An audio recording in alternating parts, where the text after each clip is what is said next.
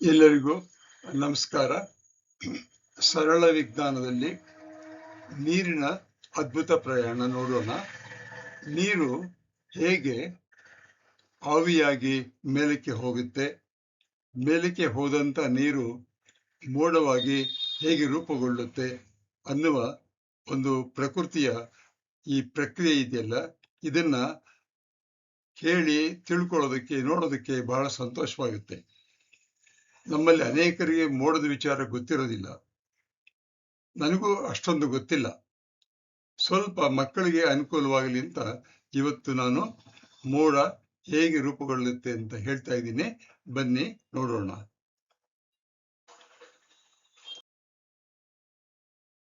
ಮೋಡ ಹೇಗೆ ರೂಪುಗೊಳ್ಳುತ್ತದೆ ನೀವು ನೋಡಿರ್ತೀರ. ಕೆಂಪು ಬಣ್ಣದ ಮೋಡಗಳು, ಬಿಳಿಯ ಬಣ್ಣದ ಮೋಡಗಳು, ಕಪ್ಪು ಬಣ್ಣದ ಮೋಡಗಳು, ಅನೇಕ ರೀತಿಯಾಗಿ ಬಣ್ಣಗಳು ಕಾಣಿಸ್ತಾ ಇರುತ್ತೆ ಮೋಡಗಳು.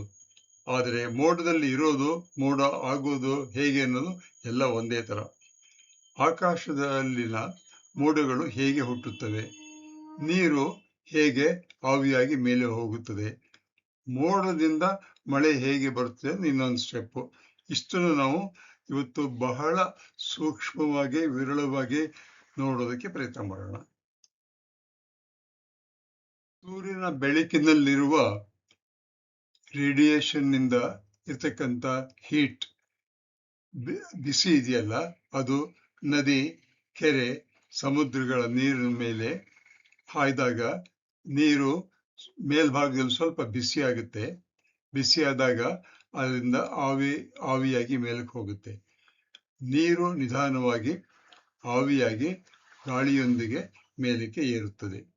ಇಲ್ಲಿ ಏನು, ನೀರು ಲಿಕ್ವಿಡ್, H2O ಅಂದ್ರೆ ಗ್ಯಾಸು.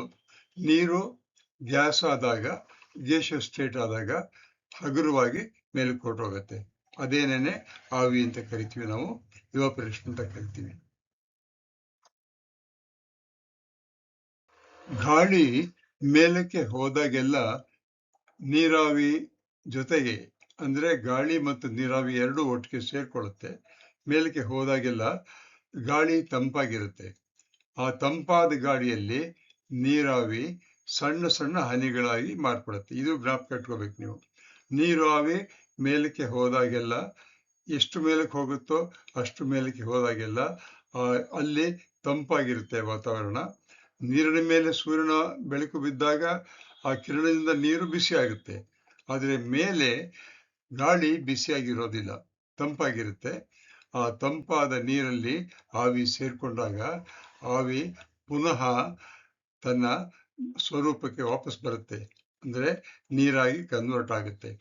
ಇದು ಒಂದು ಅತ್ಯಂತ ಮುಖ್ಯವಾಗಿರ್ತಕ್ಕಂಥ ಒಂದು ಪ್ರಕ್ರಿಯೆ. ಲಕ್ಷಾಂತರ ಸಣ್ಣ ಹನಿಗಳು ಸೇರಿ ಮೋಡ ರೂಪಿಸಿಕೊಳ್ಳುತ್ತವೆ. ಮೋಡ ಅಂದ್ರೆ ಹೇಗಿರುತ್ತೆ ಅನ್ನೋದು ಊಹಿಸೋದು ಬಹಳ ಕಷ್ಟವಾಗುತ್ತೆ. ಕೆಲವು ಸಾರಿ ಏರೋಪ್ಲೇನ್ ಕೂತ್ಕೊಂಡಾಗ ಮೋಡದಲ್ಲಿ ಹೋಗ್ತಾ ಇರುತ್ತೆ ನೋಡ್ತಿರ್ತೀವಿ ನಾವು. ಆದ್ರೆ ಮೋಡನೇ ಹೇಗಿರುತ್ತೆ, ಮುಟ್ಟೋಕ್ಕಾಗುತ್ತಾ ಮೋಡನ ಅನ್ನೋದು ಇನ್ನೂ ನನಗೂ ಗೊತ್ತಿಲ್ಲ. ಮೋಡವನ್ನು ಮುಟ್ಬೋದಾ ಏನೋ ಗೊತ್ತಿಲ್ಲ. ನೀವು ಯಾವ್ದಾದ್ರು ಎಲ್ಲರೂ ನೋಡಿ ದಯವಿಟ್ಟು ಒಂದು ವಿಡಿಯೋ ಮಾಡಿ ನೋಡೋಣ.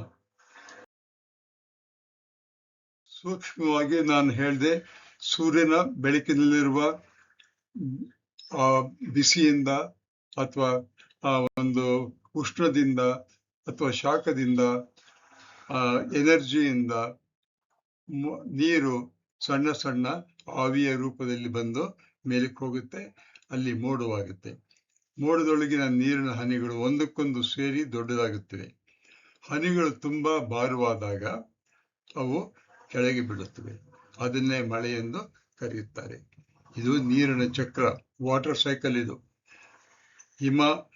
ಹಿಮ ನೀರಾಗುತ್ತೆ, ನೀರು ಆವಿಯಾಗುತ್ತೆ, ಆವಿ ಪುನಃ ಮೋಡವಾಗುತ್ತೆ, ಮೋಡವಾಗಿ ಪುನಃ ಮಳೆಯಾಗಿ ಕೆಳಗೆ ಬೀಳುತ್ತೆ. ಇದು ಒಂದು ಪ್ರಕೃತಿಯಲ್ಲಿರ್ತಕ್ಕಂಥ ಅದ್ಭುತವಾದಂಥ ಒಂದು ವಾಟರ್ ಸೈಕಲ್. ಆ ವಾಟರ್ ಸೈಕಲ್ ಇರೋದ್ರಿಂದನೇ ನಾವೆಲ್ಲ ಪ್ರಾಣಿಗಳು, ಸಸ್ಯಗಳು ಭೂಮಿ ಮೇಲೆ ನಾವು ಜೀವಂತವಾಗಿದ್ದೀವಿ. ಅದಿಲ್ಲದೆ ಹೋದರೆ ಜೀವನ ಮಾಡೋದು ಬಹಳ ಕಷ್ಟ ಆಗ್ತಾ ಇತ್ತು. ಅದೇ ವಿಷಯವನ್ನ ರಿಪೀಟ್ ಮಾಡ್ತಾ ಇದ್ದೀನಿ ಮತ್ತೆ. ಮೋಡ ರೂಪುಗೊಳ್ಳುವ ಹಂತಗಳು. ಒಂದು, ಸೂರ್ಯನ ನೀರನ್ನು ಬಿಸಿಗೊಳಿಸುತ್ತಾನೆ, ನೀರು ಆವಿಯಾಗುತ್ತದೆ, ನೀರಾವಿ ಮೇಲಕ್ಕೆ ಹೋಗುತ್ತದೆ, ತಂಪಾಗಿ ಹನಿಗಳಾಗುತ್ತವೆ, ಹನಿಗಳು ಸೇರಿ ಮೋಡವಾಗುತ್ತವೆ, ನಂತರ ಮಳೆಯಾಗಿ ಬೀಳಬಹುದು. ಪ್ರತಿ ಮೋಡವು ಒಂದು ನೀರಿನ ಕತೆ. ನೀವು ಅನೇಕ ರೀತಿಯ ಮೋಡಗಳು ನೋಡ್ತಿರಲ್ಲ, ಆ ಮೋಡಗಳು ಹೇಗಾಗಿದೆ ಅನ್ನೋದನ್ನ ನೀವು ಓದ್ಬೋದು, ಅಥವಾ ಗೂಗಲ್ನ ಸರ್ಚ್ ಮಾಡ್ಬೋದು, ಚಾಟ್ ಜಿಪಿಟಿಯನ್ನು ಕೇಳ್ಬೋದು, ಕೇಳಿ ಉತ್ತರವನ್ನು ತಿಳ್ಕೊಬೋದು. ಈ ಒಂದು ಸರಳ ವಿಜ್ಞಾನದ ವಿಡಿಯೋವನ್ನು ಮಾಡೋದಕ್ಕೆ ನಾನು ಕಾನ್ಸೆಪ್ಟು, ಡಿಸೈನು, ವಾಯ್ಸು ನಂದು CG ನಾಗರಾಜ. ನಾನು retired head master demonstration school. 65 ವರ್ಷದಿಂದ ಪಾಠ ಮಾಡ್ತಾನೆ ಇದ್ದೀನಿ. ಈಗ ನನಗೆ 88 ವರ್ಷ. ಇದನ್ನ ಮಾಡೋದಕ್ಕೆ ಹೆಲ್ಪ್ ತಗೊಂಡಿದ್ದು ಚಾಟ್ ಜಿಪಿಟಿಯಿಂದ, ಇಮೇಜಸ್ಸು ಕ್ರಿಯೇಟಿವ್ ಕಾಮನ್ಸ್ ಇಂದ. ಈ ಮೋಡದ ಚಿತ್ರವನ್ನ ಗೂಗಲ್ ಇಮೇಜ್ ತಗೊಂಡಿದ್ದೀನಿ. Thanks for watching. ನಿಮಗೆ ಲೈಕ್ ಆದರೆ ಇದನ್ನು ಶೇರ್ ಮಾಡಿ, ಸಬ್ಸ್ಕ್ರೈಬ್ ಮಾಡಿ. @ನಾಗರಾಜ ಚಿತ್ರದುರ್ಗ 1938. ಎಲ್ಲರಿಗೂ ಒಳ್ಳೆಯದಾಗಲಿ. Thank you.